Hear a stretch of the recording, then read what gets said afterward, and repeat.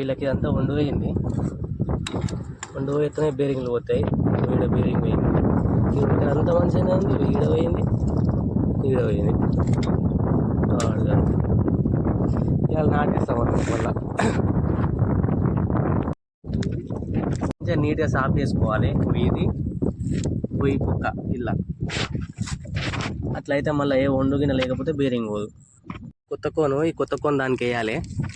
కొత్త కోన్ వేయాలంటే ఈ కోన్ తీసేయాలి. ఫస్ట్ ఈ కోన్ తీసేయాలంటే టైర్ని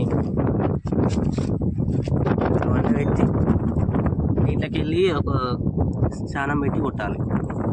ఆ బేరింగ్ ఎక్కించి దీంట్లో లోపల కూడా కోన్ పెట్టినాక అంతా గ్రీస్ పెట్టుకోవాలి. గ్రీస్ పెట్టుకున్నాక దీన్ని ఈ టైర్ని దానికి సెట్ చేయాలి. ఇచ్చినాక మళ్ళీ చిన్న బేరింగ్ పెట్టి చెక్ నట్ ఎక్కించి ఆర్డర్ పిన్ వేయాలి. అయిపోయింది బేరింగ్ వేసుడు.